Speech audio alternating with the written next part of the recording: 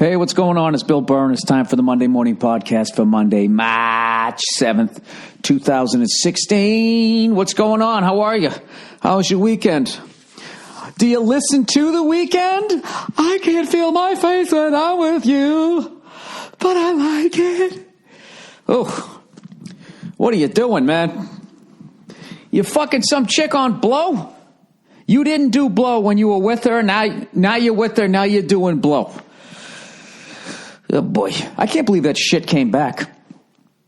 You know, I thought Coke was just done. You know, after all the people did what they did from my generation, you would think that the next generations would be like, you know what? Yeah, I'm going to stay away from that shit. Right? It's not how it works. One generation does it. Like my generation, we were like, wow, man, let's stay away from, hey, man, like, let's stay away from LSD and heroin because that's like a bad trip, man. And then we fucked with like Coke and crack, crank, all of that shit, right? That ruined all of our fucking lives. And then the next generation was just like, yeah, man, fuck all that stuff. Let's fuck with crystal meth, right? So now this next wave is like, fuck crystal meth. You know, let's kick it old school. Let's go back to the Coke, right? You have an entire generation of people that not only can't feel their faces, but yeah, evidently they like it. Oh, God. Where do you go from there? Sorry, I'm trying to update my my musical tastes. I've decided that after fucking 40 years of listening to the same fucking 10 bands, you know, not 40, like 30. I mean, Jesus Christ, how many fucking times can you listen to it? I was like those. You remember those people walking in the circle in the jail at Midnight Express? Remember that when they were walking counterclockwise, and then the dude who's going to escape, who had the drugs, you know, whose girlfriend put her titties up against the glass. He started walking around the other way. Remember that? Yeah, that's what I'm doing right now. I'm walking around the other way, and every my generation is just going, "What are you listening to this shit for?" It's like, I don't know, how many times can you listen to? Hey, Mama said it way you move. I've been listening to that for fucking 30 years. I gotta pull myself out of the mud, man. I don't know. I just, I would like to listen to something new. So, the lovely Nia was watching all the performances from the Grammys last night. So I just started downloading everything that I was seeing, whether I liked it or not. I'm like, I'm just going to listen to this shit. You know, it's kind of like when I try to put a new hour of stand-up together where I'm just like, you know, this isn't a good idea, but I'm going to say it anyways because I can't say the other shit because that's coming out. So I just start throwing shit against the wall. So this morning I was listening to, I listened to a little bit of The Weeknd. Dude sounds just like Michael Jackson, right? I think he does. And who else did I download? That girl who looks like MC Search, right? The fuck's her name? I don't know. She was singing about a relationship and she was over it. And she just looked like she had this high top fade, you know, but also knew how to like make a fucking rocket.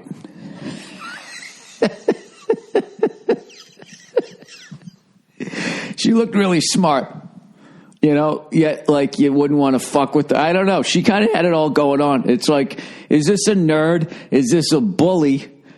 Is this a rapper? Or is she a witch?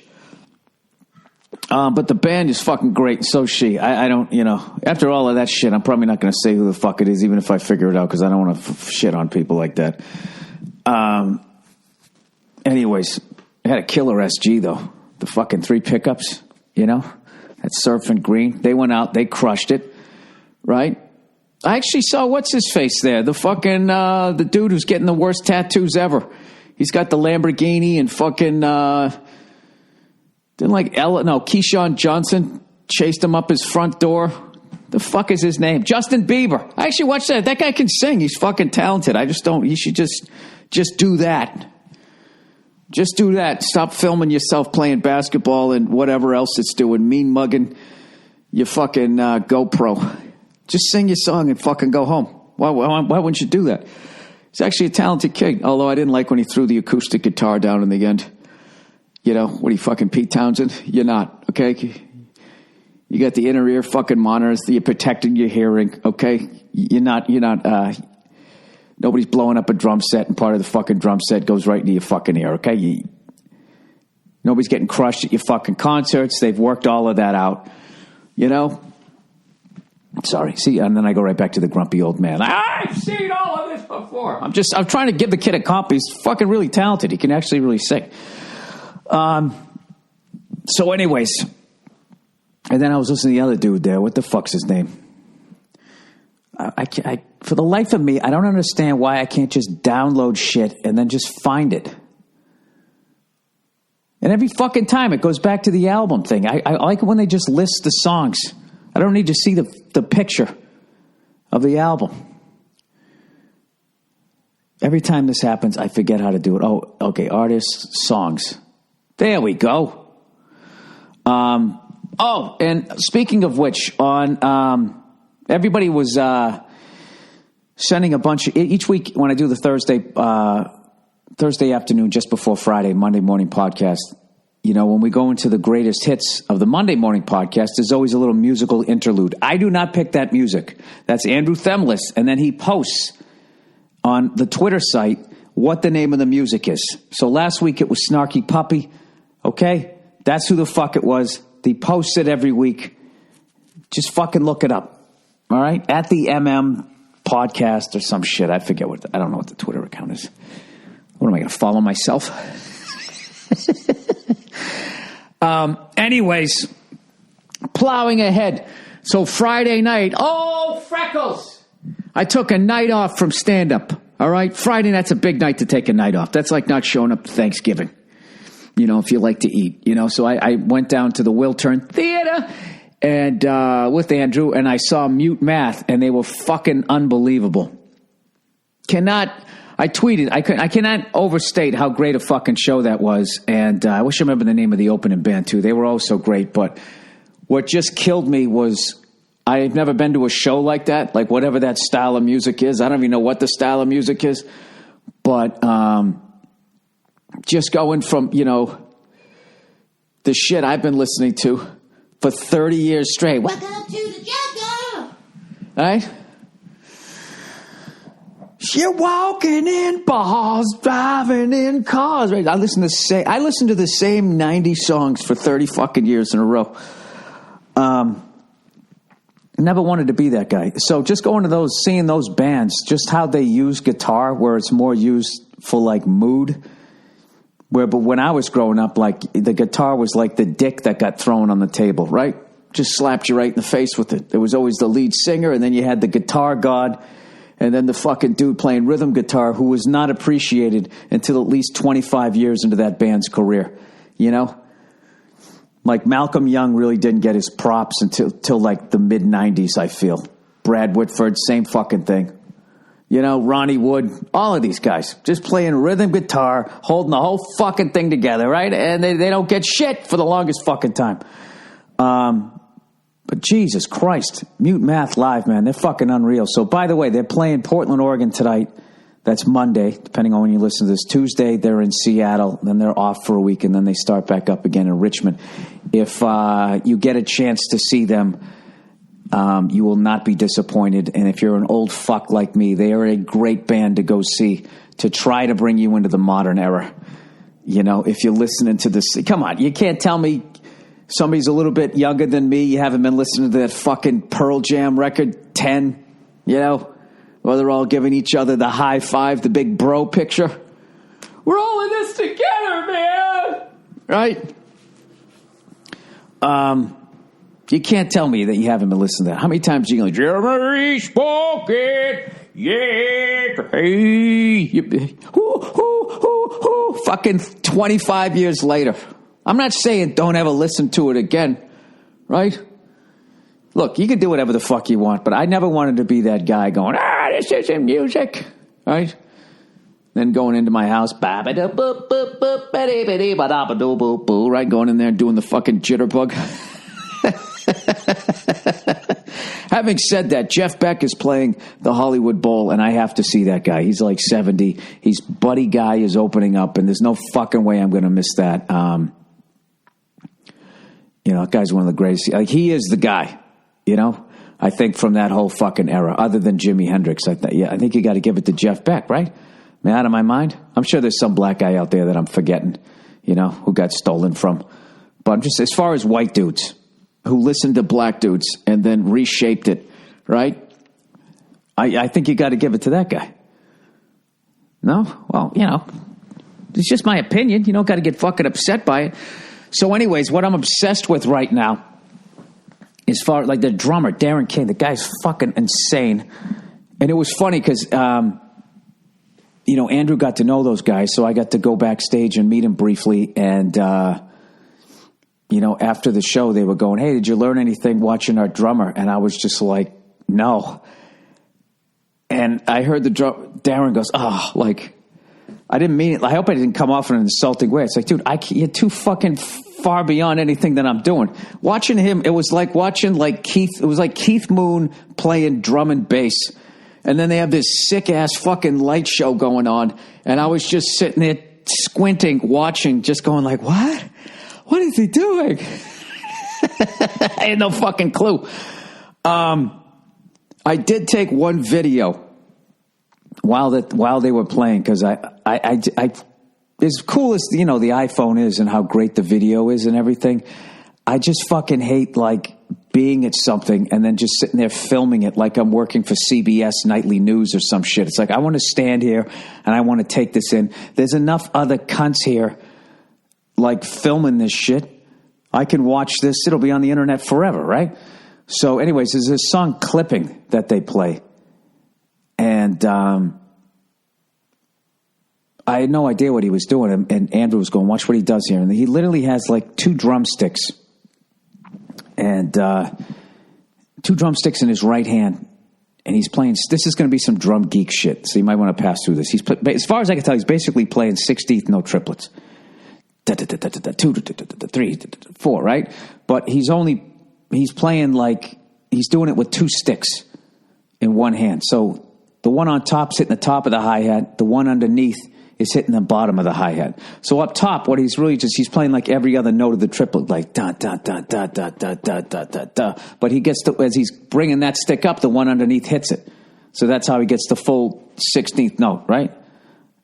Sorry, I know this is really nerdy shit. And then with his left hand, he's basically ghosting the offbeat and then playing the backbeat on 2 and 4, and then dragging, I believe, on the final note of the triplet into 1.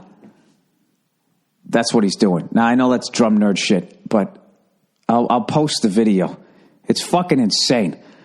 So, of course, I went to went down to the studio the next day, and I tried to do it, for like 10 minutes, and whenever you learn something, the first thing you do is you immediately try to play it at the same tempo as the drum god that you saw playing it. So it was really fucking frustrating.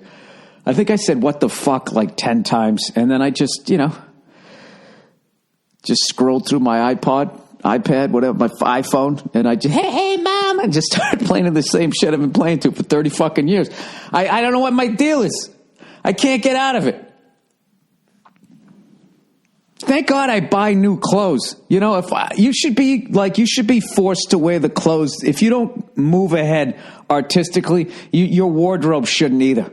You should be forced to fucking wear the same. I should be wearing acid wash jeans with a fucking half shirt, driving down the street my rusted out 83 Ford Ranger, and they'd be like, listen, if you're not going to progress with the art of music or whatever, if you're going to watch the same 10 fucking films, yeah, I had no idea how far behind I was. And I'm looking at Mute Math like they haven't been fucking crushing it for 10 years. I actually went on the internet and I looked them up, and they did Letterman 2005. There you go, Bill. Way to be on the cutting edge. So, whatever.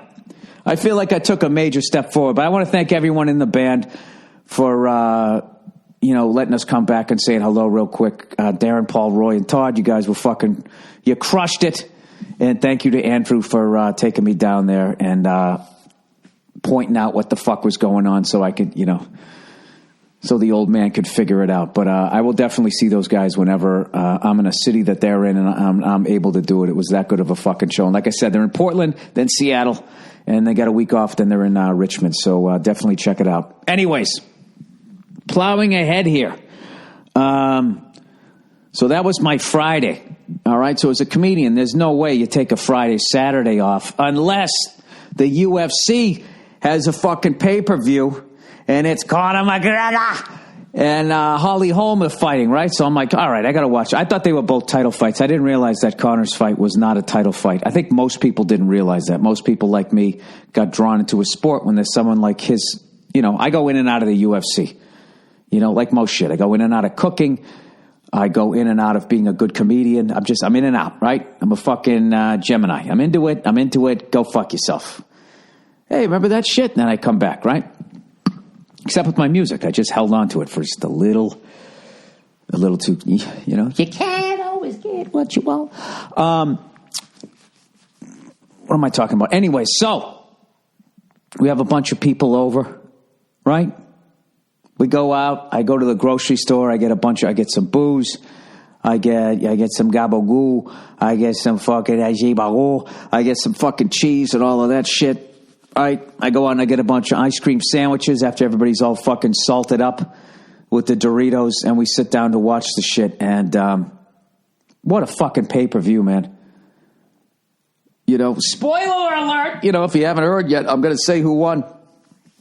Miesha Tate beat Holly Holm, and Nate Diaz beat Conor McGregor. It was fucking unreal. Did anybody else host a UFC fight party? How fucking satisfied did you feel? It was unreal. I had like 10 people screaming, "Oh my God," over and over again, like twice in one night, flipping the fuck out. More screaming and yelling during that pay-per-view than I've heard in any Super Bowl. I don't know, Super Bowl party that I've been to in a while. It was unbelievable, but Jesus Christ. Once again, I always hate when a comedian is getting ready for a special or a late night spot and they say that they trained like a fighter. It's so disrespectful to what the men and women do who fight for a fucking living. It is the most badass. I'm trying to think of like a more badass job than that. Other than, you're one of the grunts on the front line in a war. I mean, your fucking job is you're training to beat the fuck out of somebody who's training to beat the fuck out of you. And you both are professionals. You do it for a living. A whole crowd of people shows up. You ever fight after school and like 10 people showed up? It was fucking nerve-wracking. Fight. This guy's walking to a fucking arena. Shirtless, just walking down there, and they got to stare down some fucking maniac. I love when they're on the ground, right? And they're just taking fucking elbows, and they have the presence of mind to look over at the clock. Like, how much more of this shit? Another minute 38 of forearms to my fucking forehead. I don't know how they take it. So, unbelievable fight. I didn't realize that Conor had gone up in 2 weight classes. Like I said, I'm a very novice fan of this stuff. But Jesus Christ. Fucking Nate Diaz sitting there. His whole face is all bloody. And he says, yeah, I got this. I've taken your worst shots. You can't knock me out. That's just scar tissue. I've bled before. I don't know. I don't know how the fuck you do that. He was bleeding so much, it looked like both of them were bleeding to death. Because once he got up against McGregor, it was all over both of them. I don't know. I really don't have anything to say other than I was blown away by both fucking fights. And, as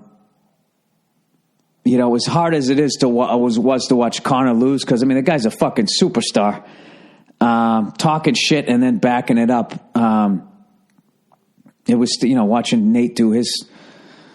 choking him fucking. It was fucking unreal. I don't know. I don't know enough about the sport to talk about it intelligently, but I will say this. I hate when someone like Conor loses and then everybody, yeah, you fucking pussy, say all that shit on the internet, go on Twitter and start trashing the guy. I want to talk to people right now. If you're one of those people that do, how do you How do you do something like that and like look yourself in the mirror when you go to brush your teeth that night, you know? Knowing you haven't had a fight since like the 7th grade, you know? The fuck is wrong with you? And if you talked all that fucking shit, that's what made it great. Selling the fight. I don't know. How great was that fucking line? You just choked out Conor McGregor. How does it feel? He grabs the mic, goes, I'm not surprised, motherfuckers. I don't know about you guys, but that's one of the fucking coolest things I've ever seen. To fucking choke out someone as good as McGregor and then stand up all fucking bloody and just walk around flexing, not even wiping the blood off, not concerned about how fucked up your face is. You don't give a fuck, right? Whatever. Jesus Christ. The second I got a little scratch, I would have just... Oh my God, am I bleeding? Get him off me. That was great to see Misha win too, but I, as a fellow fair-skinned person, I felt bad for Holly Holm. You know, just the second we start getting beat on, just our face just gets so fucking red, and then our yellow eyebrows stand out. I just thought there was a lot of mean shit said about her when it came to that. I just really related to it. By the way, what the fuck happened to the side of his face and his neck? Those scratches? How did that happen? Like somebody took like a fucking... like somebody took a knife down the side of his face and his neck. He's just sitting there pawing at it. I've gotten scratched like that. Every time somebody like exhaled, just the wind of that made me go into the fetal position. But anyways, you know, as great as that UFC pay-per-view was, what just makes me so fucking sad about what has happened to boxing. If they just could somehow... If all the piece of shit promoters in boxing could just unify and become one piece of shit promoter, you know, promotional entity like the UFC is, right? Because you know the deal. I mean, if you're in any level of show business, you know the promoters are fucking over the axe. You know they are. And in UFC, it's the fighters. You know, I know in some... I don't know anything about it, but I know in some level they are getting fucked. And because they're a complete monopoly, I'm sure they're fucking with their money. I'm sure there's a pressure to make people fight and that type of shit, which is why they try to break up monopolies. Having said that, it's fucking great for the fans. Because the fact that the fighters have no other options, it's just the best fight the best. And like last night, like I haven't had that kind of excitement like watching like a boxing pay-per-view, like consistently, the way the UFC is consistently exciting like that since I would say the middleweight division in the early 80s when you had Roberto Duran, Tommy Hearns, marvelous Marvin Hagler, and Sugar Ray Leonard all fighting each other. They all fought each other. They fought each other numerous fucking times. It was incredible. I guess when Mike Tyson came along, but that was just more the spectacle of how quick was he going to just knock these people out. I don't know. Just seeing a pay-per-view like that and then seeing that it took fucking 10 years for the Mayweather-Pacquiao fight, and then one of them shows up and he's fucking hurt and doesn't say anything. He doesn't say anything. And you're still out $60. It's just fucking brutal. So, anyways, hats off to that fucking pay-per-view. Jesus Christ. I actually watched the McGregor fight again. Unfucking-believable.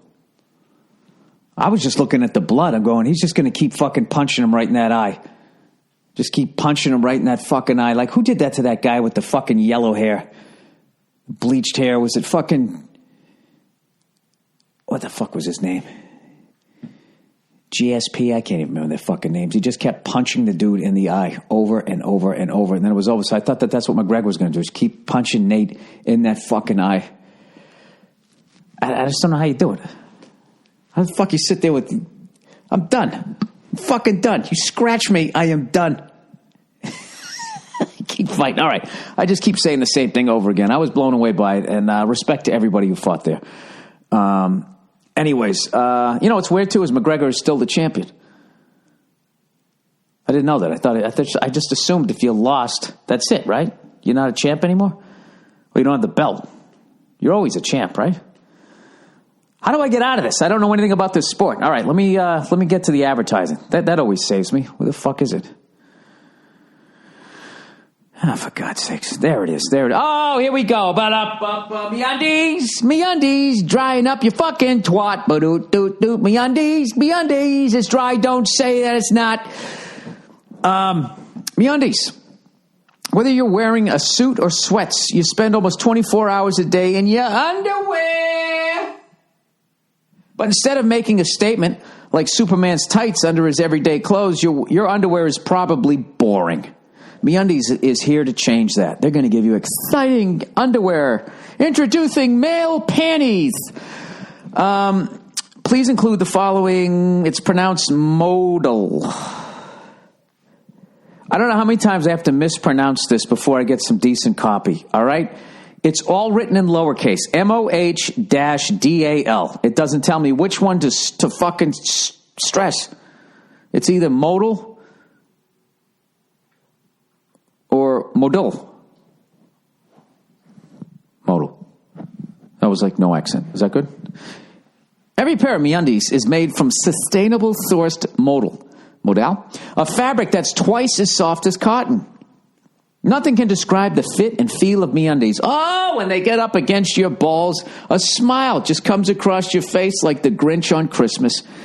But once you try them on, you're going to understand why they are called the world's most comfortable underwear. Who calls them that? Why, MeUndies does. They're not called the world. They're called by you. You came up with that in the fucking advertising room. That's like when Michael Jackson just called himself the king of pop. I'm the king of pop. How are you, Twinkle Toes? What else are you? You little teapot? And if you don't love your first pair of MeUndies, they're free. No questions asked. MeUndies has dozens of styles and limited edition prints to help you make a statement with your underwear. Whether you can see them or not. Remember Superman. Somehow I think there was a joke in there and I blew it. Shipping is free in the U.S. and Canada, and you can save up to $8 a pair of the MeUndies with the MeUndies subscription plan. Get the subscription or a single pair. Get 20% off your first order when you go to MeUndies.com/Burr. What do you mean subscription? What do you have, a new pair of underwear every month? It's like Columbia Records and Tapes. That's MeUndies.com/Burr for 20% off your first order. MeUndies.com/Burr. Oh, here we go. Dollar Shave Club, everybody. Do you got a lot of stubble on your face? Are you a hairy broad? Do you want to shave your twat there? Is his birthday coming up and you want to be all smooth? Well, why don't you take out Dr. Cavi's Easy Shave Butter and put it on your pussy hairs there? You guys, I figured out. I've discovered the key to an amazing shave, evidently. It's simple. That's exactly what DollarShaveClub.com does and why, evidently, I'm a proud member. Like millions of others, they allege. DollarShaveClub.com delivers amazing razors right to my door for a third of the price of what the greedy razor corporations charge. And they make you go to the store. Huh? Those blue-blooded cunts. Both my wallet and face finally get some release. Joining DollarShaveClub.com means you can afford to shave with a fresh blade anytime you want, which feels fantastic. It's like new money, right? You're throwing it in the fireplace because you don't know any better. And for the smoothest shave ever, use your fresh Dollar Shave Club blade with their Dr. Cavi's Easy Shave Butter. It's not your average shave cream, everybody. This is high-quality ingredients that make your skin feel soft, smooth, and moisturized. Your blade will just glide gently across your skin. If you want the most amazing shaves possible, take it from me. Or don't take it from me. Take it from your friends. You know? Take a shit. Do whatever you want to do. Use a fresh Dollar Shave Club blade with Dr. Cavi's Easy Shave Butter. 2 reasons to join DollarShaveClub.com/Burr today. That's DollarShaveClub.com/Burr. Hey! DollarShaveClub.com/Burr. And finally, lastly, oh no, I got 2 more. All right, so I'll take a break here. Jesus Christ, we got 3 more. Well, we got to get over the hump here, right? MVMT Watches. Movement Watches was started by Michael Tango. You know what that reminds me is that new Tina Fey movie Whiskey Tango Foxtrot. Is that not the worst advertised movie you've ever fucking seen? It just says Whiskey Tango Foxtrot. She's standing there squinting into the sun holding a notepad and there's something on fire behind her. That's it. That's all I get. You know, you can't hook her up with a little fucking description. I don't know. Maybe I'm old. Maybe that's the way the kids like it. They don't want what is it? What's it called? A slug line or some shit? I don't know. It's right next to another fucking billboard, and there's like three Japanese-looking dudes holding Shogun warrior swords, and I know what that's about. I know roughly where it takes place. You can't just squint into the sun holding a notepad, you know? It's like, is she in Arizona? Is her RV on fire in the Grand Canyon? Is she in Iraq? I don't know. Maybe that's what they're supposed to do. Like, I'm supposed to pique my interest and I'm supposed to go on the internet. But if you're someone like me who doesn't know how to look up shit, you know, or starts to look something up and sees a picture of something else and then clicks on that, and then 2 hours later goes, wait a minute, wasn't I going to look something up and you can't fucking remember what it was? I'm just saying. I think she earned, a little more respect than that, right? It's not like she hasn't made fucking millions in box office. Can you fucking help her out with maybe half a sentence? All right. MVMT watches, everybody. Movement Watches was started by two college dropouts with the idea to make quality watches that don't break the bank. Starting at just $95 and sold online, they cut out all the bullshit retail markup. Supposedly, Movement sent some watches over here? ? Yeah, they did. Why don't I just get this generic copy? Huh? Am I going to go a little Kanye West right now and have a fucking hissy fit? I mean, why can't they fucking, you know? Supposedly, Movement Watches sent some over here. Yeah, they did. And I already talked about it. Why would you put that in the copy? You know I'm going to read it. I'm like Ron Burgundy. I'm Ron Burgundy. Quality materials and sleek designs, the perfect everyday watch. It's easy. Order online today for free shipping, free returns, and a 24-month warranty. That's pretty good, huh? $95 watch with a 2-year warranty. Join the movement and say no to big brand retail markups and saying yes to great style. Check out What do you mean say no to big brand retail? If you could afford a Rolex, you wouldn't go fucking do it? Of course you would. All right? Let's call a spade here. You want a Rolex, you can't afford one. But you don't have some piece of shit. This is where you're at in life. A $95 fucking watch that's going to look like an $800 watch. Okay? We've all been there. God damn it. Go to mvmtfuckingwatches.com. There's no fucking in there. /Burr. And you get 15% off your entire purchase. That's mvmtwatches.com/Burr. All right. Jesus Christ. Hey, you know what it did last night? It rained here in California. It never rains in California, but boy, don't they warn you. It pours. Man, it pours. Sorry. I was sleeping upstairs last night. Fucking Joey Roses swung by the house. We had a couple of cocktails, right? And then he went home, Ubered it like the hipster that he is, over to his hipster neighborhood. You know, there's jegs on or whatever the kids were wearing nowadays. And I don't know. The only time I snore is when I fucking booze. So I wasn't going to do that to the lovely Nia. So I crashed upstairs and it started thundering and lightning at night. And what's fucking hilarious about living out here / terrifying is it never rains. So when you hear thunder, you automatically think it's a fucking earthquake. But your bed isn't moving, so you're kind of like, well, wait a minute. I've never heard an earthquake that I couldn't feel. And you got to like do the math when you're half asleep going, is that like an earthquake, in the valley and I can't fucking hear it? I can hear it, but I can't feel it. That doesn't make any sense. And then you finally figure, oh my God, that's thunder. Holy shit, it's fucking raining out. Right? What is that in French?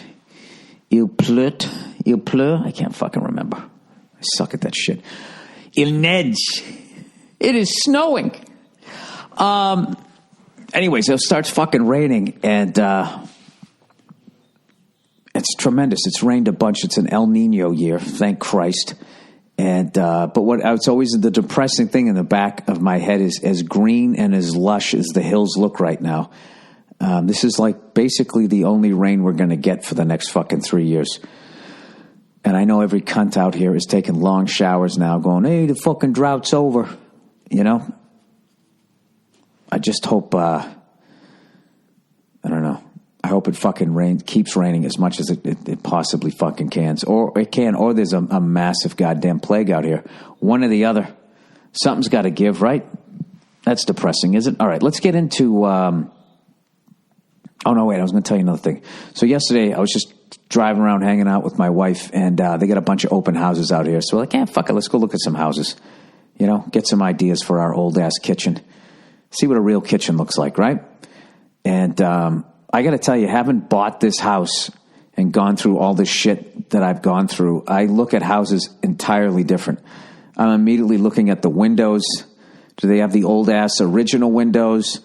And I immediately want to go downstairs. If there's a crawl space, anything, I want to go down there. And I'm smelling for water.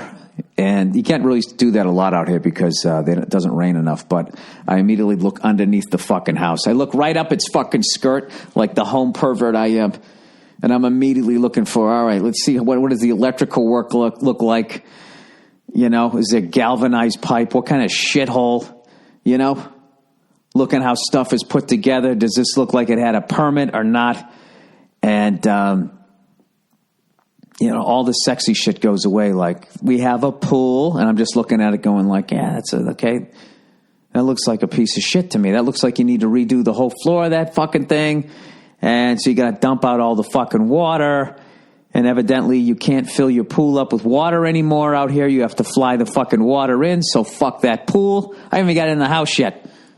You know, well, there's a classic. They're saying it's a 2-car garage, but it is if you drive 2 Model T Fords.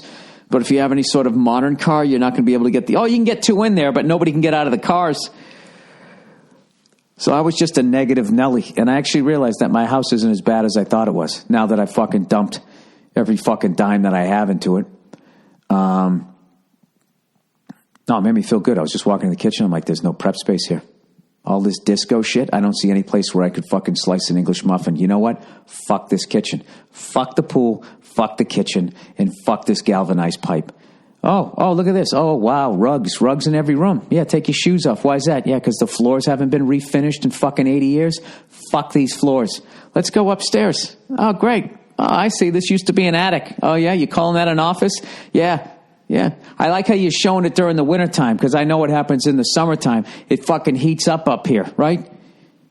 You can grow a fucking goddamn bushel of fucking marijuana up here every fucking 3 hours. Fuck this office, right? You want to sign up on our mailing list? No, I don't, because you're selling piece of shit houses. And then that's it. I walked. And I was done. And, of course, I upset my wife because all I did was just... Sorry, I accidentally just shut off the fucking recorder. I upset my wife because, she's like, I thought we could just have fun. I don't understand why you have to go in the house and be rude to the real estate people.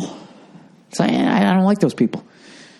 Because they encourage you to sell your house, air quote, for a fucking profit. So then you can buy back into the same market, and then everything you just made on your house, you got to spend again just to get the same fucking house. I actually said that to the guy. I think that's what made my wife mad. And I go, yeah, the only people making money out here are you and the banks. And the guy's like, well, that's not necessarily true. Yeah, do the math. Tell me how that works. Can we get you on the mailing list? All right, let's read some fucking questions here. Questions here for the goddamn week. Qu'est-ce que c'est? Qu'est-ce que c'est, mon? Something, right? What does? I don't fucking know. Qu'est-ce que tel? I'm just never going to get it. You know what? There's no reason for me to speak it. All right, let's plow ahead here. All right. The March 3rd podcast. Fucking brilliant podcast yesterday, March 3rd, 2016. Thank you. One of the very best, and I've heard hundreds of your podcasts. Nobody drowns in their own vomit anymore. Great brain dude. Thank you. Greg in Hamburger, let me know if you're coming over here. Well, that's not a fucking question. That's just a you don't compliment. There's questions. That's it. Well, thank you. I'm going to be doing Germany, hopefully towards the end of the year. I'm definitely getting over there. All right. Okay. Guy who invented email died. He said Uncle Freddie died. Uncle Freddie. Hey, Bill, I'm sending you an email about the guy who invented email dying today. This is my way of honoring what he did. I imagine he'll get very little press because Nancy Just Say No Reagan died this weekend too. Here's an excerpt from an article about him. Internet Hall of Famer Ray Tomlinson has died. Tomlinson was the man who basically invented email as we know it today, including making the choice to use the @ sign in an email address. He was 74 years old. Tomlinson, I think I said his name wrong the first time. Tomlinson invented email, a system where a user on one network could send a message to someone on another network in 1971. Oh, they left some of it out of there. Tomlinson invented a network. I'm going to read it the way I see it. Tomlinson, however I feel like reading it. Tomlinson invented email, a system where a user on one network could send a message to someone on another network, while the government, advertisers, and hackers could all read your private information. This was invented in 1971. Had Tomlinson had any idea what people were going to do with his invention, would he have made it? Would he have invented it? And the answer is, of course he would have. How else was he going to get some pussy? All right? This was his slug line. Hey, can you meet my fucking friend Tomlinson over here? I don't want to meet him. Hey, he invented email. Oh my God. Hey, you. Can I touch your pee-pee? That's actually really interesting. There's Internet Hall of Famers? Now I have to look that up. Who's in the Internet Hall of Fame? Jesus Christ. I want to see images too. I want to see what the fuck these people look like. Internet Hall of Fame. Here we go. Come on, man. Internet Hall of Fame homepage. Holy shit. 2014 Hall of Fame inductees. I didn't know this. This is fucking awesome. Internet Hall of Fame. Paul Vixie, Internet Piracy. Well, let me see the list. Inductees. All right, here we go. Here's a list of who isn't. All right, here's some of the pioneers. Look at these fucking eggheads. Jesus Christ. Wow. Oh my God. If I could do a fucking screenshot of this, I got to put the link up here. My God. What is it about being super smart and just, I guess everybody gets one gift. I'll tell these people this is a rough one, you know. There's a lot of fucking lonely prom nights on this page. All right, Douglas Engelbart, and he's as good looking as that fucking name. Oh, he looks like a sweet old man. Let's see what this guy, Dougie. Jesus Christ, he's got the old man face. In 1963, Dr. Engelbart founded the Augmentation Research Center Lab at SR. Yes, how do you tell a woman that that's your dream and she's not going to glaze over? Try doing that while that fucking, I can't feel my face when I'm with you. I said I want to start the Augmentation Research Center Lab. Where are you going? Where he pioneered a system for augmenting human intellect, in which workers sitting at display workstations could collaborate on solutions to humanity's problems through a vast online information space. Did it matter that no one ever fucking uses it? Look at this guy. He fucking, see, this is what these guys are all these men and women, their heart's in the right fucking place, and then these fucking lunatics in these corporations, these sociopaths, get their fucking manicured fingers on these things. All right, Susan Estrada. You could tell she was a looker back in the day. God, I bet all these guys fucking jerked off to her, huh? When she came around the fucking augmentation lab. Is Susan here yet? This is probably the woman why they're This woman here was probably the inspiration for the fucking virtual reality sex suit that they're trying to work on. Estrada founded CERF SurfNet, one of the original regional IP networks, in 1988. SurfNet served the academic and commercial communities in California. I still don't even know what it is. As an executive director, she took the initial National Science Foundation funding, $2.8 million, and grew the network from 25 sites to hundreds of sites. I don't know what it does. All right, let's look at this. Dennis Jennings. This guy looks like a fucking NFL ref from 1958. As the first program director for networking at the U.S. National Science Foundation, Dr. Jennings was responsible for the design and the development of NSFNet program. No way, he did that? I have no idea what any of these fucking people did. Come on, man. Let's try to find somebody who looks... Okay, this guy's not a bad-looking guy. Oh, yes, he is. He isn't. He's got a full head of hair, but you can just see he's a spaz. You know, he's one of those guys who seems sort of cool until he starts laughing. All right, Eric Bina. Bina co-created with fellow Internet Hall of Famer Mark Andreessen the first version of the Mosaic web browser in 1993. I think I kind of know what that is. All right, you know what? And with that, I'm fucking bored, just like the chicks walking away from these people at the bar. Internet Hall of Famer. Well, you know what? Moment of silence for Ray Tomlinson. His heart was in the right place. Who knew that pedophiles would use his invention to send pictures and shit? All right, from Scotland. Dear Billy Big Dicks, I've been working flat out in work back in Scotland and now taking a 3-week vacation in the U.S. I'm 27 years old and have never been across the pond, so this is a big deal for me. Well, welcome.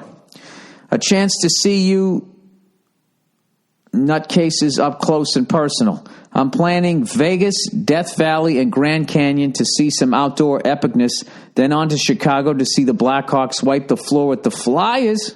Wow, man, that sounds like a great trip. Then Paddy's Day, oh boy. Then New York City to pop my wee cherry. To a first-timer in the U.S., what would be your top 3 things to do? I would really appreciate the advice. Alas, go fuck yourself, you big Nancy boy. Okay. The 3 things I would do, well, I mean, you're kind of doing some amazing shit. All right, if I was coming to America, what would I do? Dude, I live here. I don't know what the fuck to do. That's like, you know, you never know what the touristy shit is to do in your own place. You take it for granted. Like when I lived in New York, I never went to this. I went to the Statue of Liberty once. I went when my grandmother visited. You know? I didn't do any of that shit. I was just trying to get to work. All right, if I had to pick 3 cities, I would do, only 3. All right, you got to go to New York. I would say Chicago, but you get enough New York with Chicago. I would see San Francisco, and then you'd have to do something down south. You know, just to get, I don't know, you'd get both coasts and then you get down south, and all of those are their own fucking worlds. What would I do? I don't know. Going to a Blackhawks game is fucking great. Dude, you know what? You stumped me. I don't know what I would do. I would go to New York like you're going to do. And I would fucking do as much shit as I can. You can't miss there. That was a nice vague answer. The fuck would you do? I don't know. I live here. I don't know. What the fuck would I do if I went to Scotland? Go ahead. Give me your mushy pea ideas. I guess I would go to a rugby game. I think, you know something, if you're going somewhere, you have way more ideas than the person who's living there.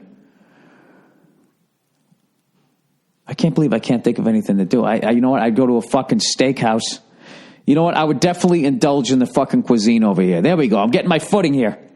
All right? You go into a hockey game. I'd go to a sporting event, any sort of fucking basketball, anything you can see. If you can go see the fucking Golden State Warriors. They're one of the best regular season records of all time. If you can take in a fucking show, go see Mute Math, for fuck's sakes. I don't know what I would do. Dude, I'd go down south, right? I'd go to a fucking gun range. Do something like that. This is what you want to do. You want to do some metropolitan shit. You want to do some sports shit. And then you got to do some backwoods shit. That's what I would do. You know, go find somebody drinking some moonshine out of a fucking jar, a mason jar. And then, have him fucking smoke a goddamn pork shoulder and go out and shoot his guns. There you go. Ride some four-wheelers, Do something like that. I don't know. A lot of people sleep on like Wyoming, Montana, the Dakotas. Those can all be fun to go see. I don't consider you guys live in that little ass country. I don't know, dude. I'd rent a fucking classic American car.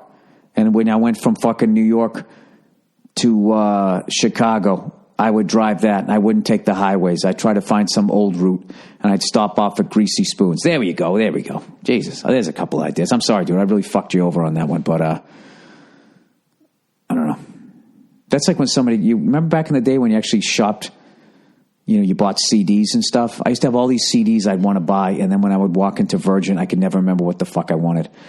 Sorry, man. I really dropped the ball on that one. All right. To a first-timer that's not it. Podcast got me in trouble with fiance's family. Hey there, Billary Burham Clinton. I fucked up, man. As you can probably guess from the subject line, cue the Jesus. As a little background, I'm getting married next month to my fiance, who is wonderful. Love of my life and all that. We were visiting her family last night and playing board games, which we often do. Oh, Jesus. Uh-oh. What happened? Were you drinking? Did you get competitive? Huh? Did you accuse her mom of cheating? He goes, I'll spare you the details, but we were playing a card game with a bunch of characters. Everyone gets the same people, but when you use them is really the key to the game. There was a particularly powerful card I had held on to until the very last stage of the game. The character's name was Granny Wada. Pronounced Gary Wada. I gave you the pronunciation and accent so you wouldn't fuck it up. Well, it is spelt W-A-T-A. Granny Wada! It's the last round of the game, and everyone's going around revealing their card. I was last, and my plan had worked perfectly. As I went to reveal it, my inner Bill Burr took over, and I really got excited. I flipped it over. Oh, you did it! He goes, oh, no. Oh, no, he goes. I said, it's Granny fucking Water! Dude, you dropped the F-bomb? Oh, my God. I wish I had podcast T-shirts. I'd send one to you. No, you didn't. He goes, silence followed as it echoed through the house. My fiance's family were stunned. They're not super uptight people, but people just don't throw fucks around during a board game, From there, it only got worse. My fiance has listened to your podcast, so she knows I was imitating you. She tried to stammer out an explanation. Oh, no, she had to explain away your behavior? Oh, dude. He goes, but it didn't really do anything. I also tried to apologize sheepishly. Then on top of that move gave me enough points to win the game over everyone. So I had to awkwardly mark my score, which made me the winner. Wow, dude. Oh, and you're getting married next month, so the fucking taste of this is still going to be in their mouth.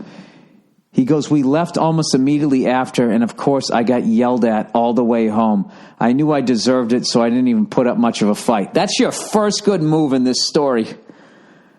Oh, wow. He goes, my question is, do I try and go out of my way to remedy the situation, or do I just hope everyone forgets about it and moves on? We're getting married in 6 weeks, so it's not like I can avoid them for very long. I'm pissed because I fucking crushed the impression, too. Thanks and go fuck yourself. Sorry for the Hillary Clinton reference in the opener. I think she's a cunt, too. I don't think she's a cunt. I just don't think she's an honest person. And I don't think just because of the fact that we've never had a woman president that's reason enough to elect someone as dishonest and as phony as her. Anyways, Dude, you know what? I would actually, without your wife, I would just drive over there and just say, listen, I got to apologize. I listened to this podcast. I'm a big fan of the guy. I was making a joke, and in the moment, I didn't realize that you guys didn't listen to the podcast. If you want, and just cue up a clip where you have it, which might be a bad thing to do, but like, just have me like saying something else. Dr. Covey's Easy Shave Butter. But then you might be fucked because I don't say fuck. Just tell him you're really embarrassed or whatever. I think if you went over there by yourself, I think, especially her dad, because I think that's the big one there. I think there's something extra when it's, it's always extra. When you're getting married, like, if you're a guy, the dad's going to be looking at you twice as hard. And the mom's going to be like, oh, he's nice, relax, and then the other way around is if, they have a son and he brings a woman around, like the mother's going to be fucking looking at her to see if she's a fucking, an evil little whore. The dad's going to be looking at you like, is this guy going to be overbearing and slap my fucking daughter around or whatever? You know what I mean? Is he a piece of shit, right? Oh my God, dude. Wow. You said it's granny fucking water. Oh God, dude, if you film that, oh my God. Jesus Christ. Dude, my tip of the cap for you there, man, for doing that. Holy shit. I'm getting uncomfortable just thinking about that. Well, I'll apologize. Can I apologize to your fiance for being a bad fucking, influence? Hey, you know what? Play this to your future in-laws. Dear future in-laws. Hello, I'm Bill Burr. I'm the one who says, Granny effing water. I say this type of stuff. I've been the bad influence. Don't be mad at him. I'm sure he's a wonderful human being. I'm sorry he messed up your little card game there. Yeah, he's going to make a great son-in-law. You know why? Because he uses Dr. Covey's Easy Shave Butter. Don't play that to them. That's not going to get you into anything. I was going to say, he listens to morons. He must be a moron. Are they going to have half a moron kid? All right, not eating birthday cake. Huge fan of the podcast as a 27-year-old who works in a stereotypical white-collar suburban office. I thoroughly enjoy listening to your bi-weekly rants at my desk. Wonderful, man. Speaking of which, I work in the corporate offices of a sales and distribution company that has about 50 employees, but only about 15 people work in my specific office location, which means that about once every motherfucking month, we gather in the big conference room and do the cliche, awkward office happy birthday song. Oh, no. With candles and cake routine and all of that. While I am by no means a health nut, I also try very hard to take care of my body during the workday by eating properly and drinking lots of water. I've also gotten really into bike racing over the past years, which has taught me a lot about the importance of nutrition, etc. So the thought of eating a giant piece of chocolate cake at 2:30 in the afternoon when my eyes are practically bleeding from staring at a computer screen all day would do nothing but make me feel like absolute shit, and I really have no interest. Very smart. This is why, for the past couple of years, I've politely turned down every piece of birthday cake that has been offered to me at these aforementioned ceremonies. Unfortunately, I am the only one of my coworkers, most of whom are women, who has adopted this no-cake philosophy. So every single time I stick out like a sore thumb after I decline the piece that is passed to me, at which point I have to deal with this wave of passive aggression from these ladies regarding my decision to abstain from this sacred ritual. I also share a birthday with one of my coworkers, so I am spared some of the awkwardness that goes along with refusing cake on my own birthday, but still made out to be some kind of monster. Okay, Jesus, going on and on here. Well, I have no intention of succumbing to the peer pressure brought forth by my colleagues. This might be the best written fucking letter I've ever had on the podcast. Is it possible that I'm being rude by not sharing in the celebration? What's more is that even if I found out people did feel that I was being douchey by not eating cake, I still wouldn't give a shit what they think. Does this make me a sociopath? No, it doesn't. It makes you somebody who knows what he wants and everybody else is, you just get, you know what, you need to just get a little space here. Couple of little verbal, you know how the great ones create space in all, football, hockey, basketball. You don't have to do that in baseball, but you know what I mean? The great ones create space, okay? So what you have to do is you have to tap into your greatness and you have to create space, okay? And just say, look, people, it's not that I'm not happy that it's your birthday. I just don't want to become a lard ass.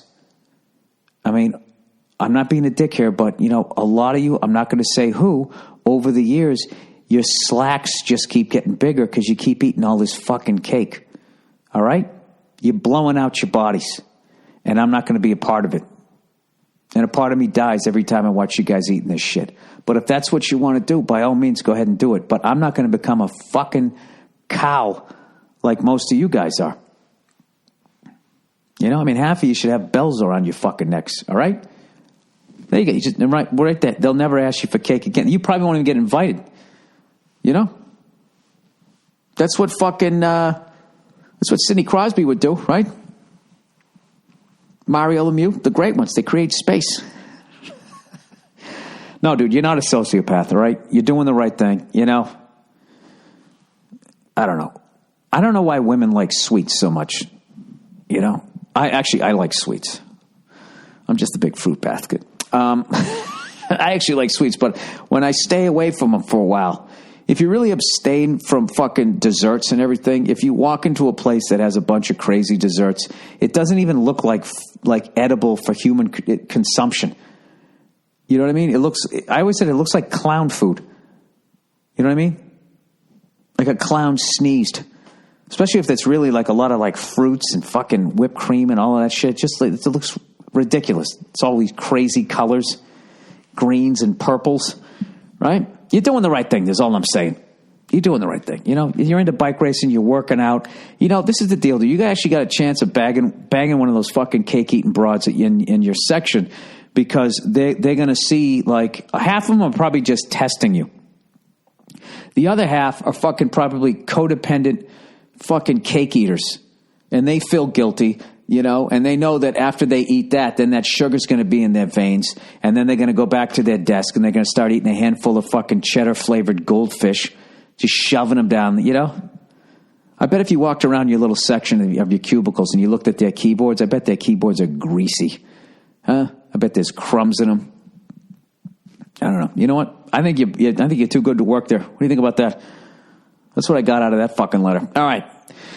There's your podcast for this week. I want to thank everybody for listening. Did I read all the I didn't do all the fucking advertising. God damn it, Bill. Sit here running your fucking mouth. What do I got next? Oh, Trunk Club, everybody. Trunk Club. All right, don't waste a second of the new year in a crowded mall. With Trunk Club, you can make 2016 your most stylish year yet, and you never have to go to the goddamn mall. You don't have to do any work yourself. Someone else is going to do it for you. It's like you're rich and you have your own fucking stylist. It's going to be a game changer. You get a fresh start. You start the year off on the right foot, in the right pants, the right jacket, or the right pantalons, and mento, right? Momento is blanc. Over the right shirt, chemise. Trunk Club is here to handle your wardrobe so you can focus on what matters. What matters, huh? Going out there and getting yourself a slice of fucking pie. Please include all of the following points. Trunk Club takes the hassle, man, out of shopping by finding the best clothes for your style. You're going to look like $1 million. At trunkclub.com/Burr, all you do is answer some simple questions about your style, your preferences, size, and you're assigned an expert stylist. All right? Then your stylist goes out and just picks from the best premium brand. They send a trunk of that shit over to you. You keep what you like and send back what you don't in the prepaid trunk. They take out all the fucking middleman from all the bullshit. And, for some reason, the copy keeps going on and on. You get what goes on, all right? Where do you go? Take advantage. You go to trunkclub.com/Burr. Trunkclub.com/Burr. Hey, trunkclub.com/Burr. Oh, by the way, it's a brand new year. Trunk Club will send you stuff for free, right? Shipping's free both ways. Go there. Get some clothes. Sent to your house. You like it? Keep it. You don't, send it back in the fucking trunk. Can't make it any easier than that. All right, Stamps.com. Do you like going to the post office? Well, have fun, fucko, because everybody else is doing Stamps.com. Trips to the post office, they're never convenient. So why not get postage right from your desk with Stamps.com? Stamps.com even gives you special postage discounts you can get at the post office. You like that one, Nene? Well, have fun, fucko. Yeah. Including... Okay, using your own computer and printer, you can buy and print official U.S. postage for any letter or package. Then just hand it to your mailman or your mail lady, or drop it in the mailbox. It's that easy. No wonder over 500,000 small businesses are already using Stamps.com. I use Stamps.com whenever I whore myself out sending out my posters. I'm a moron. If I can figure it out, so can you. Right now, you can sign up for Stamps.com and use my last name, Burr, B-U-R-R, for this special offer. 4-week trial plus a $110 bonus offer that includes postage and a digital scale. Don't wait. Get started with Stamps.com today. Don't go to Stamps.com before you do anything else. Click on the microphone at the top of the homepage and type in Burr. B-U-R-R, that's Stamps.com, enter Burr. Nia! Hey, there's this guy at work. Work. Oh, you know what? I'm trying to listen to modern music. That one I can't listen to. She sounds like she got roofied.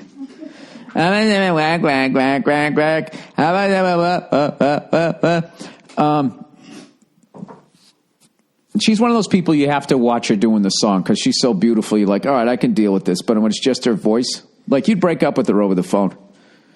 What? Rihanna? Yeah. She called me up and be like, yeah, we have to break up. Sorry. Okay. All right. Shut up. Don't judge me. I'm an hour in. I'm out of jokes. That's why. So this guy works at this fucking office. And he's got into cycling and working out and nutrition and that type of thing. So there's like 15 people in his little area of the office. So he goes, that means about at least once a month, he has to go down to the fucking cafeteria and sing happy birthday to somebody. And then they're passing around birthday cake. So he always says he doesn't want the birthday cake. Mm-hmm. And then they're like, oh, you know, what the fuck? We're all eating cake. You got to eat it too or we'll feel guilty. Yeah. And he's like, am I some sociopath that I don't give a shit? Should I stick to my guns or should I just have cake once a month? No, you got to stick to your guns. And you should tell people that you're on a diet because people are like, oh, that's great. Yeah, you know, because I've been really trying to lose weight too. I mean, obviously not today. And, you know. They don't say that as they're about ready to eat a piece of cake. What do you mean? You can't go into a crack house and tell everybody that you got sober and the crackheads are going to be like, oh, that's great. Well, I mean, you're right, but you can still say, no, none for me. I'm trying to watch my weight. That's and when they come back, no, just have one piece. Then you go, hey, fatty, I said no. Just say, no, I really can't. I've been doing really well this last month and I'm really, you know, I really feel good and I'm just, you know, just no. That fucking peer pressure. Offices are the worst for that type of shit. When I worked in the office, it was always someone's birthday. Someone's always like, I made brownies over the weekend and I just like can't have them in my house anymore. You guys eat them. And it's hard because everyone's just eating. You're sitting in a fucking cubicle all day. You're bored as shit. It's probably a vending machine. Can I ask you a question? Is it true that bitches be eating when they're at the office? Why? All bitches be eating. The male and the female bitches all be eating. Why bitches be eating? Why bitches be eating? I don't know, BB. No, office environments are so hard to be on a diet with because it's like food constantly because it's so fucking boring to sit there all day. You just eat. So, say no to the cake. All right, one last quick one. All right. Speaking of that, this fatty cakes need to take her ass to the gym. So you look good to me. Today. Thank you. But it's starting today. Since I'm going to my reunion, it's starting today. Why can't you get in shape for me? I mean, why are you, first of all, don't try to like hijack my health goals. It's not about you, okay? It's about me. I had your head spinning there for a second. All right. You really did. How do I help this guy out? All right. So we're sort of backtracking here in the podcast. All right. I'm just going to paraphrase this. The podcast got me in trouble. This dude's getting married in 6 weeks. He's over his, don't read it. Just listen to me. Oh, no, I heard you talking about it. What did he say really loudly?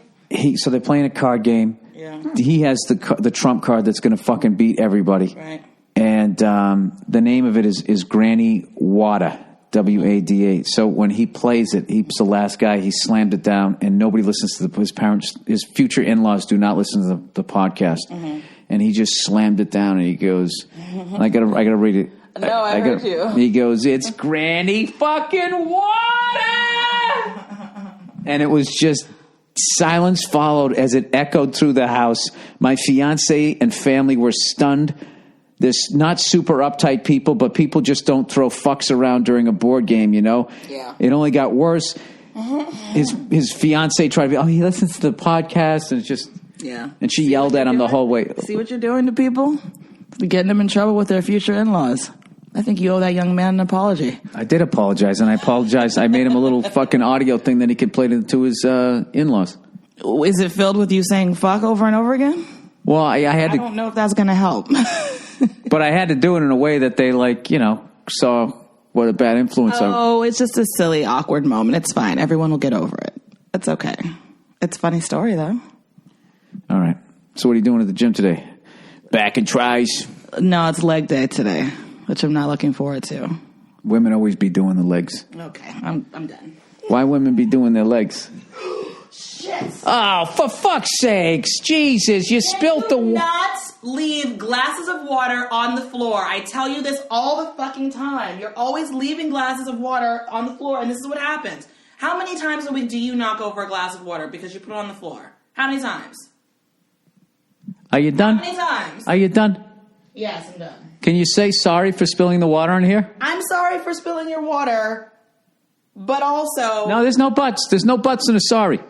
You're either sorry or you're not. I'm sorry I spilled the water. Woo! That's the podcast, everybody. I'll see you on Thursday.